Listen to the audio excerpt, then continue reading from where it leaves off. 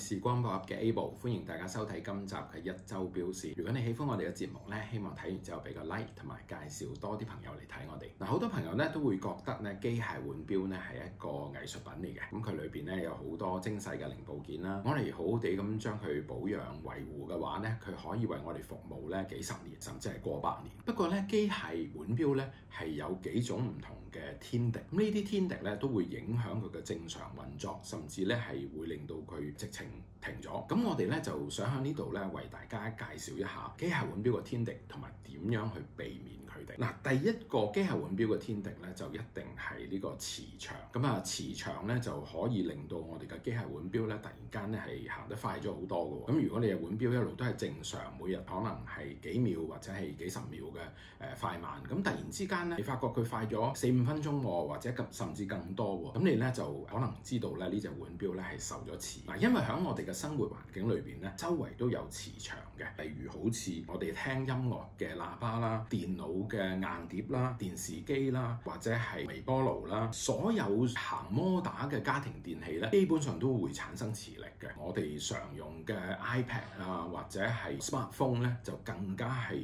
磁場嘅來源啦。咁所以咧，我哋就唔建議咧將一啲機械嘅腕錶咧放得太近呢一啲會產生磁場嘅東西附近。咁如果你嘅工作環境有好大嘅磁場嘅，比如你喺一個 data center 裏邊返工，又或者係你個工作環境附近有一個發電廠嘅，呢啲咧都係會產生好強大磁場嘅一啲 facility。咁我哋覺得咧，如果你一定係需要戴機械腕錶，可能你就應該要選擇一啲咧專門係為呢啲響強大磁場環境底下工作嘅人士所設計嘅腕錶，例如好似勞力士嘅 Milgauss 啦，或者係 Omega 嘅 Roadmaster 啦，又或者係 IWC 嘅 Palace Watch 咁樣樣。好多現代嘅腕錶咧，其實佢哋喺嗰個防磁上面咧都做咗好多功夫啦。例如咧，佢哋會有啲矽 silicon 做材料嘅游絲或者係擒縱系統啦。咁呢啲咧係會幫助佢個擒縱系統係唔會受到磁力嘅影響嘅。咁啊，亦都有一啲腕錶咧係選擇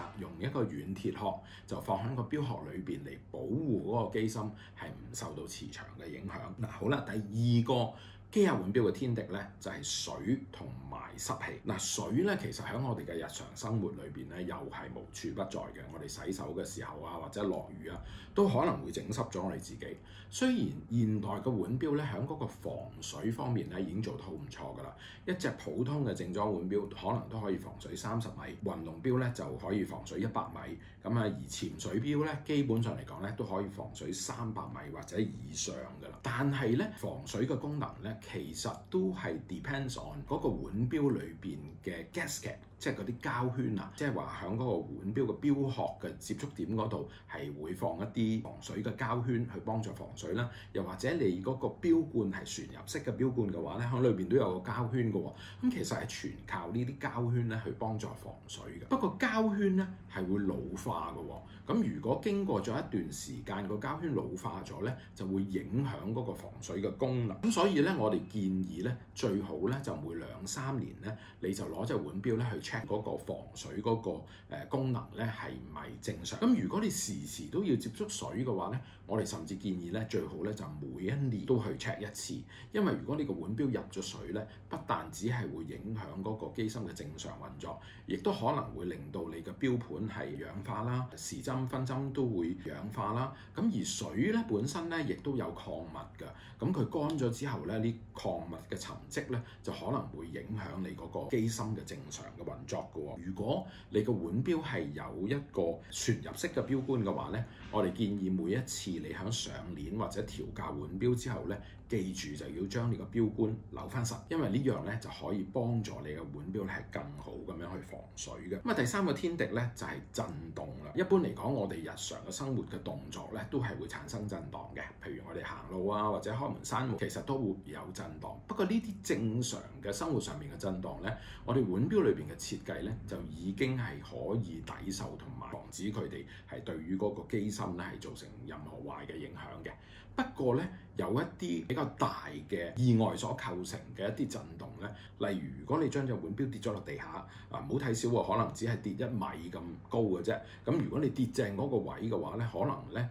腕錶嘅機芯裏邊某一啲軸心咧就會斷喐㗎啦。咁所以咧，我哋建議咧，如果你戴錶嘅時候咧，盡量小心啲啦。咁又或者係你選擇一啲鋼嘅錶帶嘅錶鏈嘅腕錶，或者係一啲有摺疊錶扣嘅皮帶嘅腕錶，咁戴起上嚟咧比較安全。咁我自己咧曾經親眼見過有一位朋友，佢打麻雀嘅時候好興奮，嘭一聲爆落張台度，80萬嘅陀飛輪咧就報銷咗啦。咁另外，如果你係喜歡打高爾夫球嘅話咧，我哋亦都唔建議你打波嘅時候咧去戴機械腕錶，因為高爾夫球嘅 swing 咧係會產生好大嘅一個後座力，咁係會將呢啲震盪嘅力咧係傳翻去你嘅手腕嗰度，咁係會影響你隻錶嘅正常運作。咁其他嘅劇烈運動其實都會嘅，例如好似打網球，所以我哋都唔建議喺做呢啲劇烈運動嘅時候咧係戴機械嘅腕錶嘅。第四個機械腕錶嘅天敵咧就係溫度啦。嗱，正確嚟講咧，應該係講個溫差。一般嘅腕錶咧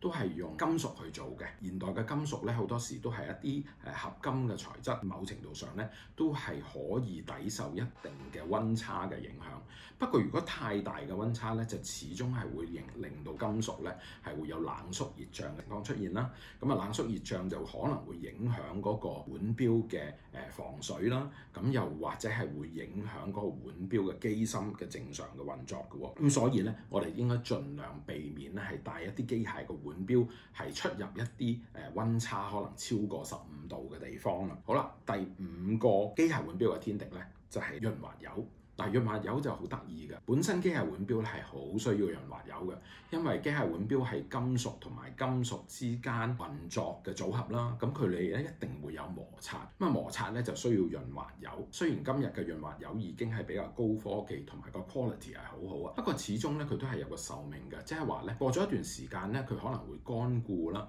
咁就會咧造成咧沉積物出咗嚟，咁會影響或者棘住咗嗰個腕錶裏邊嘅齒輪啦。影響咗佢嘅運作，咁所以咧，尤其是如果你有啲腕錶係放埋一邊好耐都唔戴嘅話咧，我哋就會建議咧，你每個月攞隻腕錶出嚟上滿鏈，等佢行一次，就可以令到嗰啲潤滑油咧更加平均咁樣分佈喺你個機芯裏邊，咁咧就可以增長佢嗰個運作嘅壽命啦。咁至於有朋友問，咁如果我放響一個自動嘅上鏈機嗰度，咁係咪更好咧？因為隻腕錶會成日都喐啦。咁我自己嘅經驗覺得咧，就未必需要嘅，因為自動上鏈機咧成日令到隻腕錶不停咁運作，但係你其實又唔係戴佢，咁可能咧就係會造成一啲不必要嘅損耗。咁所以如果你唔戴佢嘅話咧，一個月上一次鏈咧就應該已經足夠㗎啦。嗱，以上所講嘅5種機械腕錶嘅天敵咧，其實全部都可以用定期保養維修咧嚟處理嘅。一般坊間咧有好多師傅都可以提供維修嘅服務，不過我建議咧就係你最好揾啲相熟嘅師傅，你知道佢本身係有足夠嘅經驗同埋技術去維修呢啲腕錶，因為今時今日嘅腕錶咧，佢哋嘅設計都比較新啦，用嘅物料可能亦都係比較新，咁所以咧需要一啲有足夠嘅 training 嘅師傅咧，先至識得去維修嘅。咁我自己咧就會比較傾向於咧係用一啲有規模維修中心啦，佢哋嘅師傅咧一般嚟講咧，除咗有足夠嘅訓練同埋經驗之外咧，最主要咧就係佢哋定期咧會收到呢啲瑞士啊、德國啊或者日本嘅品牌嘅資訊嘅 update，令到佢哋知道咧新嘅機芯究竟有啲咩技術嘅改變，等佢哋咧知道點樣去維修呢啲機芯。嗱，一隻腕錶你交到去一個好嘅維修中心，佢哋會點樣做咧？第一件事佢會攞你隻錶去檢查，睇下有冇異常嘅運作嘅情況。咁然後咧佢就會攞你隻腕錶咧去消磁，因為一隻腕錶經過咗一段嘅時間佩戴咧，多少都會有一啲磁力儲咗喺裏邊嘅。咁消咗磁之後咧，師傅咧就將你隻腕錶完全咁樣拆開，所有零部件都拆散晒，咁然後將個機芯嘅零部件咧就攞去 ultrasonic 超聲波嘅儀器嗰度咧，將佢清洗，將佢裏邊所有嘅油漬啊、沉澱物啊，全部將佢洗乾淨。洗乾淨咗之後咧，當然要等佢乾啦。跟住咧就去再檢查啦，睇下裏邊嘅零部件有冇係需要維修嘅。咁如果可以維修嘅話咧，都盡量維修。為咗係原汁原味啦，第一。咁啊，第二咧，亦都係如果你隨便咁換新嘅零件咧，同舊嘅機芯去配合咧，有陣時咧有一個磨合嘅問題嘅。咁好啦，將一個機芯重新組裝之後咧，就要重新再放一啲潤滑油落入去啦。咁然後咧就攞個機芯去測試，睇下佢係咪運作正常啦，係咪準確啦，within一個準確嘅 range 裏邊啦。然後咧就再將佢放翻落去嗰個錶殼嗰度。嗱，個錶殼嗰個部分咧，有陣時咧你會想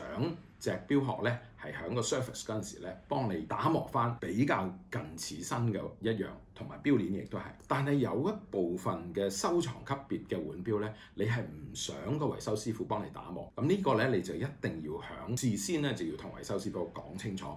我呢隻腕錶咧係唔需要打磨佢錶殼同埋嗰個錶鏈嘅，我只係需要清洗啫。假設你係一隻普通嘅腕錶，佢會幫你打磨靚個錶殼、個錶鏈，組裝完放翻晒所有新嘅膠圈，咁然後咧就會再攞去測試嗰個防水啦，然後測試有冇受磁啦，最後咧就會放咗上去一個叫做腕錶摩天輪嘅儀器上邊。嗱，呢個腕錶摩天輪咧係一個模仿人手動作嘅一個機器，就會放喺上邊咧運作10至到14日，咁去觀察嗰隻腕錶喺正常佩戴嘅情況底下咧，係咪行走正常，同埋咧係有一定嘅準確度。咁啊，經過咗14日之後，再做一次檢查，冇受磁，運作正常，咁然後咧就會將隻腕錶咧係交翻俾個錶主。咁呢個咧就係一個圓滿嘅維修嘅過程啦。咁好啦，今個星期嘅一周錶時間差唔多啦，多謝大家。